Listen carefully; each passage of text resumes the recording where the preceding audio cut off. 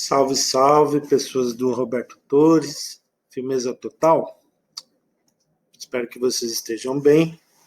Pessoal, neste vídeo nós daremos continuidade às nossas reflexões éticas. Nós falamos sobre o indivíduo possessivo em John Locke, no vídeo anterior.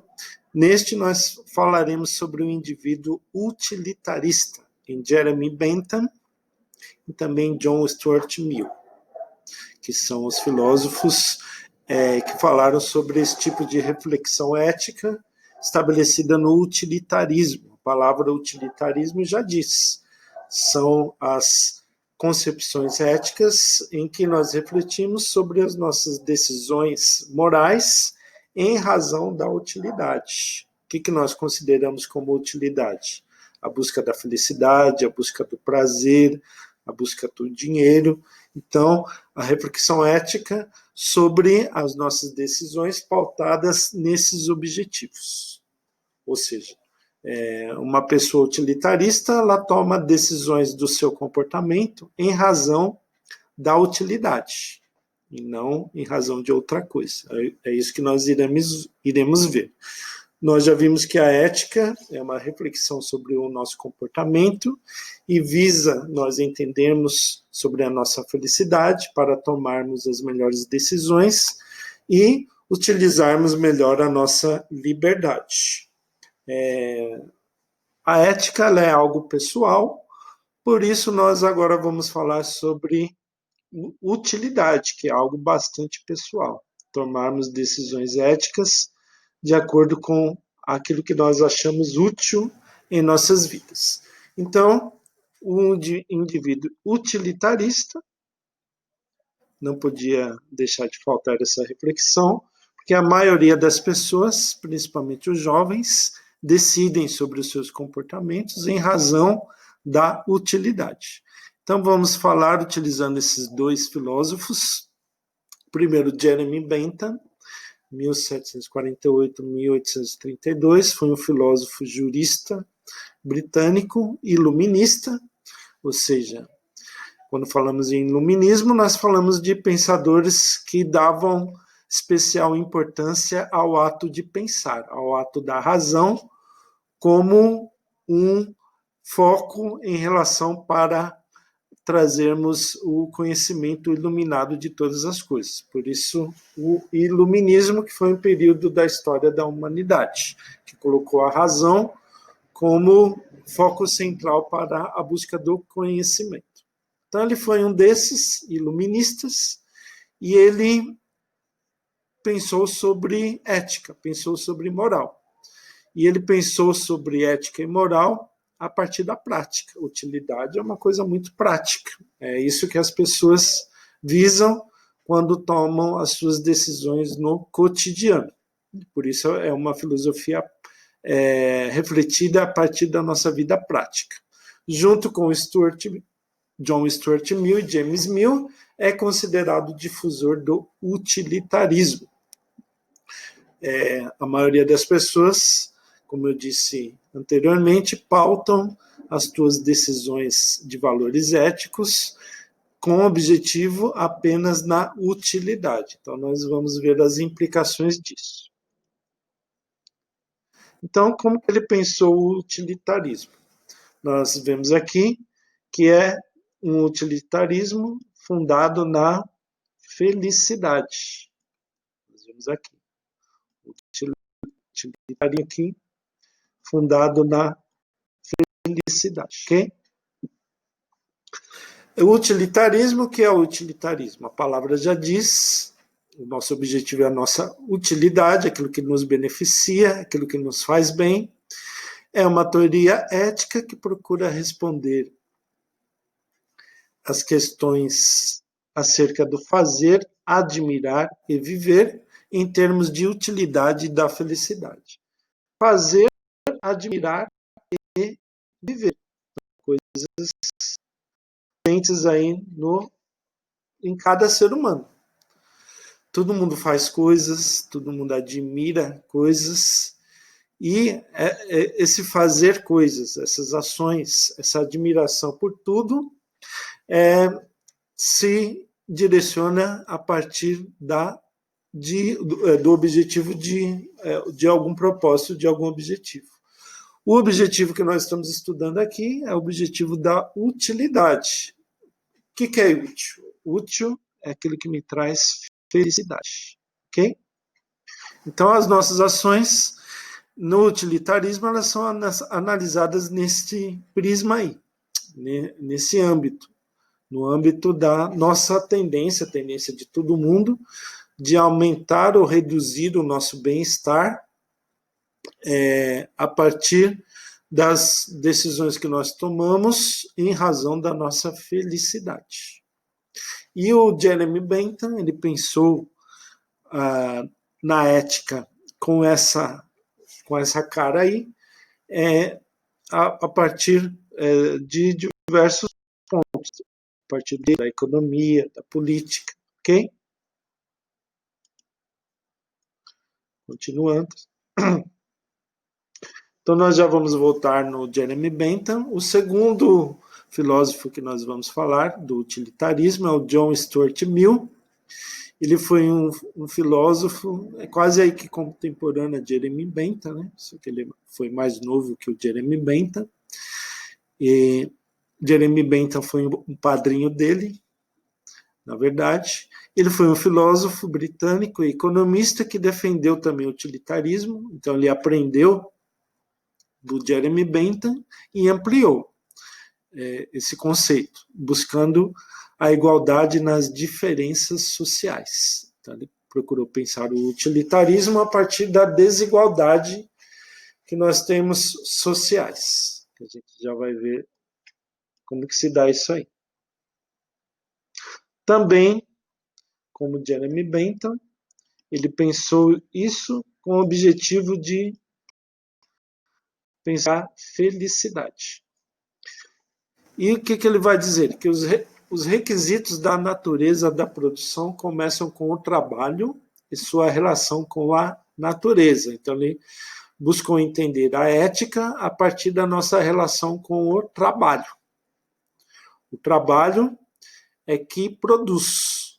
O trabalho é que traz objetivos apropriados ao ser humano. Então, grande parte das nossas decisões éticas são feitas a partir da utilidade do trabalho, porque o trabalho é útil, principalmente para ganharmos o nosso sustento, para ganharmos o nosso dinheiro. Então, o trabalho ele tem objetivos, e ele procurou alinhar o trabalho a objetivos naturais. Quais são os objetivos naturais do trabalho? Que são aqueles objetivos que são diretamente ligados ao trabalho. A terra, então, todo trabalhador ele transforma a terra. O capital, todo trabalhador ele trabalha em direção a esse objetivo, a ganhar dinheiro, tanto o trabalhador quanto o empreendedor. Existe o trabalho em razão da subsistência, em razão do ganho, e os meios de produção. Quais são os meios de produção? Os meios empregados para nós produzirmos o nosso trabalho. Por exemplo, um padeiro, quais são os meios de produção do padeiro?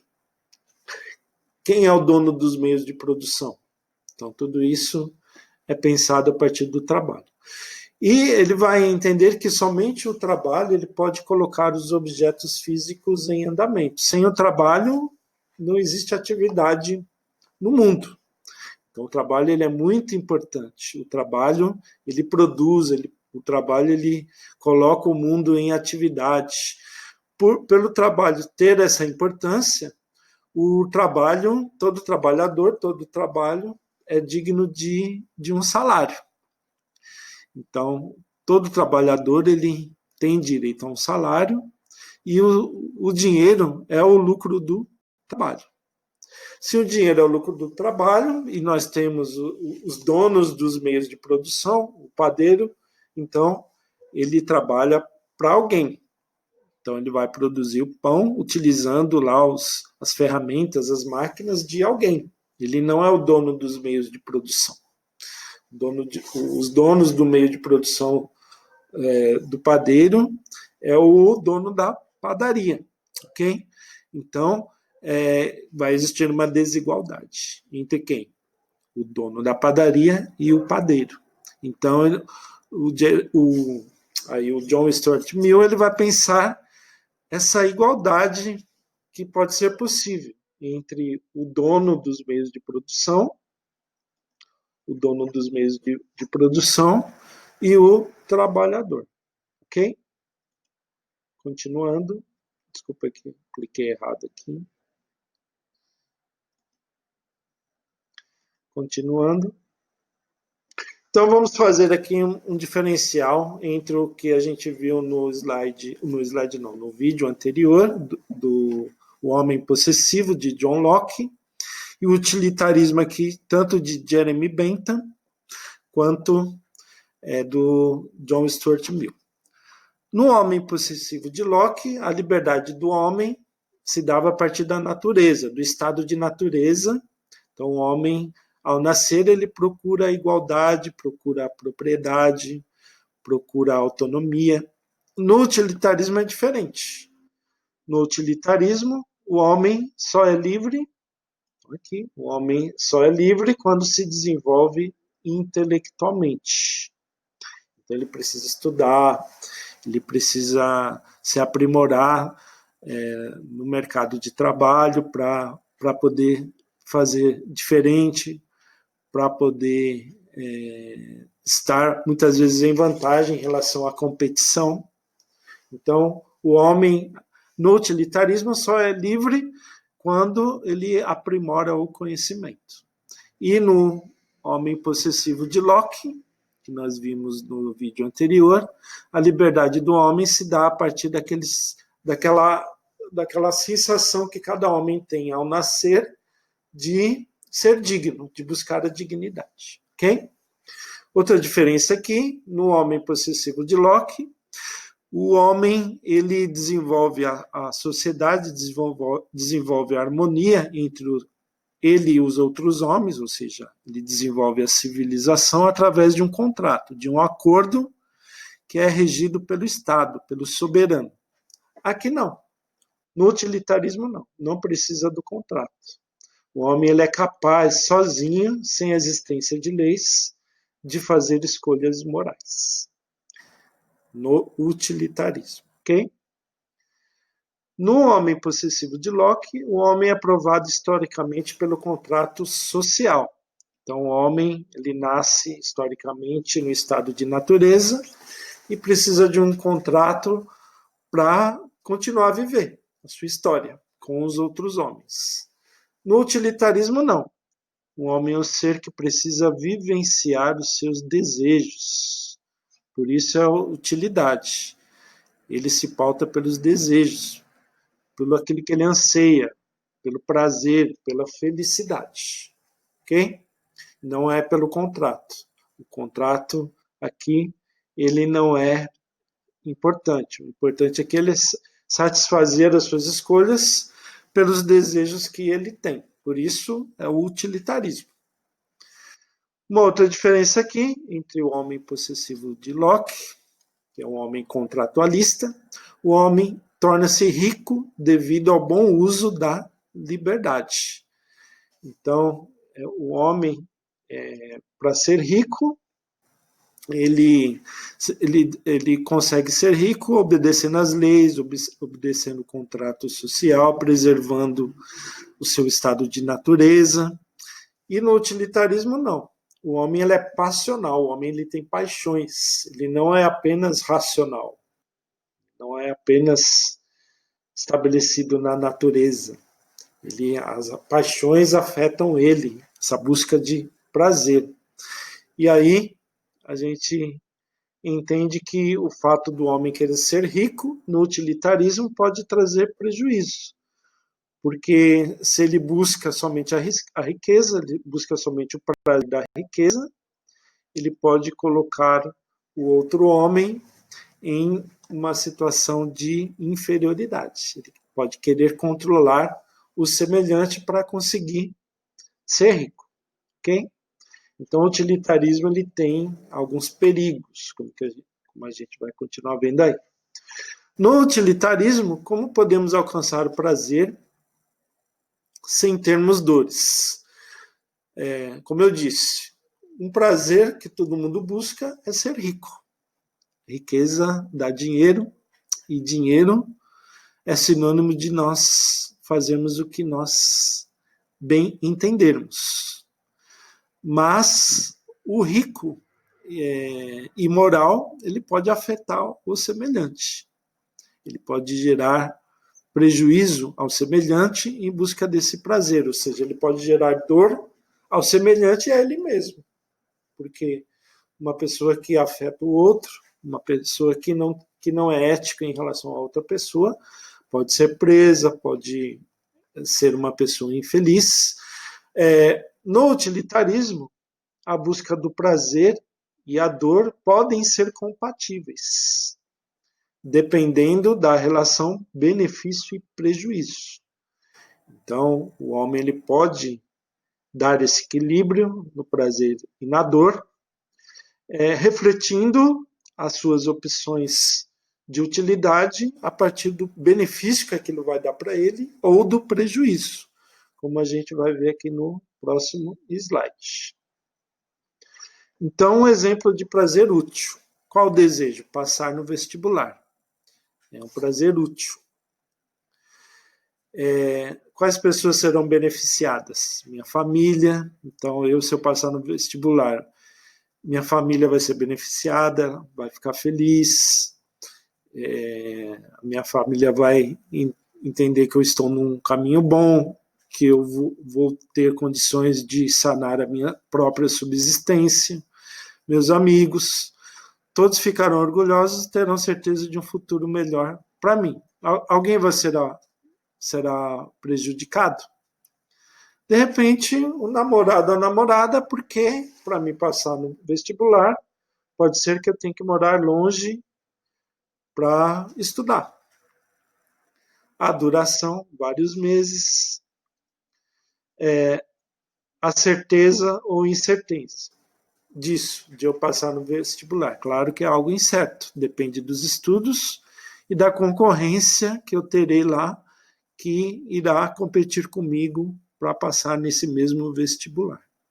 A proximidade e o distanciamento disso acontecer, no final do próximo ano. Sua fecundidade, quais os benefícios que pode gerar em um tempo aí? Pode causar outros vários prazeres, não apenas o fato de eu passar no vestibular, além do dinheiro, pode causar vários outros prazeres. Realização pessoal, realização profissional,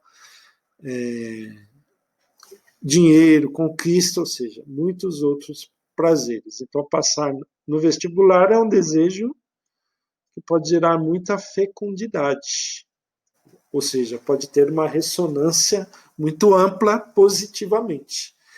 É algo puro. É algo puro. É um prazer que não traz dor, beneficia principalmente aquele que passou no vestibular e as pessoas que estão ao redor e a própria sociedade como um todo, porque vai ter mais uma pessoa qualificada para desempenhar um bom trabalho, ok? Então aí é um prazer útil. Esse é um prazer que não traz prejuízo. E agora vamos olhar aqui um prazer menos útil que pode trazer prejuízo. Qual desejo? Embriagar-se na próxima festa. Pessoas que serão beneficiadas e por quê? Alguns colegas da festa, porque os meus colegas vão achar engraçado, eu bêbado. Pessoas que serão prejudicadas. E por quê? Meus pais, ao saberem que eu estou bêbado, lá descontrolado, vão ficar preocupados em que situação que meu filho está. Será que ele está viciado no álcool? O que será que ele fez ao estar embriagado? Será que ele teve uma atitude ruim? Então, a preocupação total dos pais. Ao próprio embriagante, porque ele, embriagado, o que pode acontecer com ele? Pode sofrer um acidente, pode brigar, vai ter ressaca, a ressaca traz os sintomas ruins, os amigos vão ficar preocupados, estranhos que ele poderá ferir ou brigar. Então, veja que não é um prazer, mas é um prazer menos útil. Duração, algumas horas. Certeza ou incerteza? É a certeza de eu... Qual a certeza de eu desfrutar desse prazer?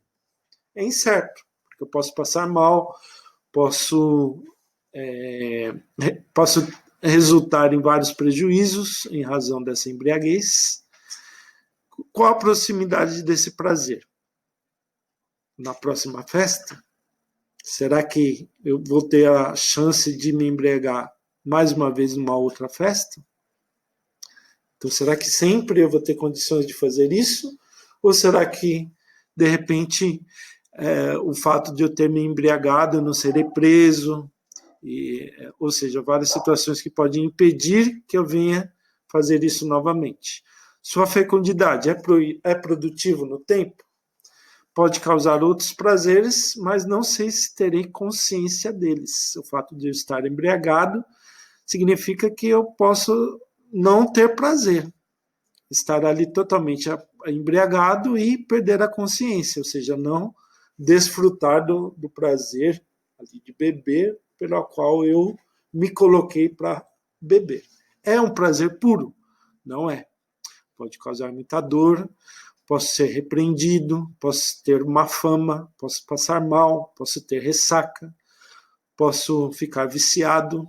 Então, posso fazer coisas que, se eu tivesse uma sã consciência, eu não faria. Então, é algo que pode me prejudicar. Por isso, o prazer aqui, como nós vimos aqui, o prazer e dor estão muito próximos. Okay? Esse é o problema do utilitarismo. Ok? Pessoal, agora vamos falar do utilitarismo em John Stuart Mill, que a gente já viu lá nos slides iniciais, que a utilidade para ele é a busca de igualdade social. Por causa do trabalho do rico e do pobre, nós temos diferenças sociais. Então, ele pensa as nossas decisões éticas em razão do homem produzir, colocar o mundo em atividade. Como que o homem faz isso? A partir do trabalho. Se existe trabalho, existe salário, existe dinheiro, e dinheiro a gente sabe que pode causar diferenças sociais. Então, o que ele vai pensar sobre esse equilíbrio nas diferenças sociais causadas em função do trabalho. Então, o que ele vai dizer aqui na citação? As pessoas de gênio, que é verdade, são e provavelmente sempre serão uma pequena minoria. No entanto, para tê-las é necessário conservar o solo em que crescem. O gênio só pode respirar livremente numa atmosfera de liberdade. Então, pode ser que em uma determinada atividade trabalhista, o trabalhador ali seja uma pessoa muito inteligente. E ele pode só manter a produtividade ali no trabalho, utilizar a sua inteligência, se ele tiver uma atmosfera de liberdade no trabalho. Então, a diferença social aí causada pelo fato de ele ser empregado em relação ao dono dos meios de produção, ela tem que não existir essa diferença social, porque ele está dizendo aqui que a diferença social degrada tanto pobres quanto ricos. Então, para o John Stuart Mill, a igualdade ela sempre deve ser buscada, mesmo em situações que envolvam dinheiro, que envolvam diferença entre os donos dos meios de produção, porque essa igualdade ela será útil para os prazeres, tanto para quem emprega, quanto para quem está subordinado. Então, para ele, John Stuart Mill, a subordinação ela nunca é bem-vinda.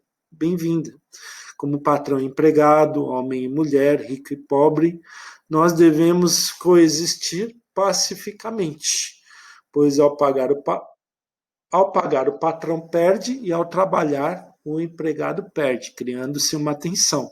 Então, o fato de existir essa relação trabalhista já existe uma tensão existente pelo fato do patrão ter que pagar. Lá no dia do pagamento, ele tem que tirar o dinheiro do bolso dele. Isso para o patrão já causa um certo nervosismo.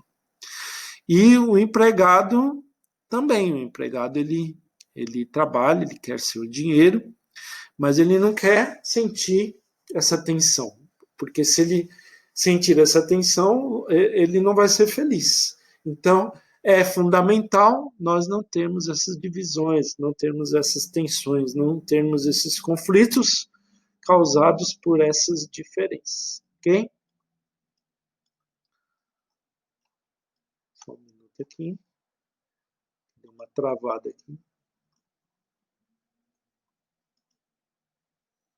Pessoal, agora eu vou passar então uma música para vocês aí, no Rap da Felicidade. E a gente termina. Prestem atenção na letra, que eu vou pedir uma atividade a partir desta letra, pensando em tudo que nós explicamos até aqui sobre o utilitarismo. Vocês vão ver na letra que existe alguma coisa a respeito, ok?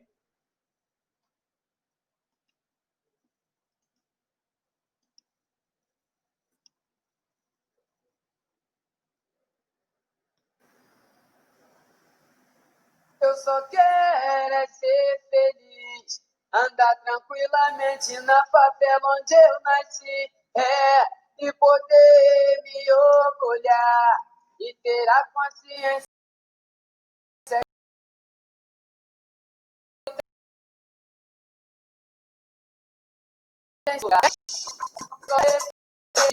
andar tranquilamente na favela onde eu nasci, e poder me orgulhar e ter a consciência que o pobre tem seu lugar. Mas eu só quero é ser feliz, feliz, feliz, feliz, feliz onde eu nasci, e poder me orgulhar e ter a consciência que o pobre tem seu lugar. Minha cara, autoridade, eu já não sei o que fazer. Com tanta violência, eu sinto medo de viver. Pois moro na favela e sou muito desrespeitado. A tristeza e a alegria que caminham lado a lado. Eu faço uma oração para uma santa protetora, mas sou interrompida a tiros de metralhadora. Enquanto os ricos moram numa casa grande e bela, o pobre é humilhado, esculachado na favela. Já não aguento mais essa onda de violência. Só peço autoridade, um pouco mais de competência. Vamos lá. Eu só quero é ser feliz, andar tranquilamente na favela onde eu nasci, e poder me orgulhar e ter a consciência que o pobre tem seu lugar. Mas eu só quero é ser feliz, feliz, feliz, feliz, feliz onde eu nasci, e poder me orgulhar e ter a consciência que o pobre tem seu lugar. Diversão hoje em dia não podemos nem pensar, pois até lá nos bailes eles vêm nos humilhar. Fica lá na praça que era tudo tão normal, agora virou moda violência no local. Pessoas inocentes que não tem nada a ver estão perdendo hoje o seu direito de viver. Nunca vi cartão postal que se destaque uma favela. Só vejo paisagem muito linda e muito bela. Quem vai pro exterior da favela sente saudade. O gringo vem aqui e não conhece a realidade. Vai pra Zona Sul pra conhecer água de coco, e o pobre na favela vive passando sufoco. Trocar a presidência, uma nova esperança. Sofri na tempestade, agora eu quero a bonança. Povo tem a força, precisa descobrir. Se eles lá não fazem nada, faremos tudo daqui. Quero ver, eu só quero é ser feliz, andar tranquilamente na favela onde eu nasci, e poder me orgulhar e ter a consciência que o pobre tem seu lugar. Eu só quero é ser feliz, feliz, feliz, feliz, feliz onde eu nasci, e poder me orgulhar. O pobre tem o seu lugar. Diversão hoje em dia, nem pensar, pois até lá nos bailes eles vêm nos humilhar. Fica lá na praça que era tudo tão normal, agora virou moda violência no local. que não tem nada a ver. Estão perdendo hoje o seu direito de viver. Nunca vi cartão postal que se destaque uma favela. Só vejo paisagem muito linda e muito bela. Quem vai pro interior da favela sente saudade. O gringo vem aqui e não conhece a realidade. Vai pra Zona Sul pra conhecer água de coco e o pobre na favela, passando sufoco. Trocada presidência, uma nova esperança. Sofri na tempestade, agora eu quero a bonança. O povo tem a força, só precisa descobrir. Se eles lá não fazem nada, faremos tudo daqui. Vamos lá, quero assim. Eu só quero é ser feliz, andar tranquilamente na favela onde eu nasci. E poder me orgulhar e ter a consciência que o pobre tem seu lugar.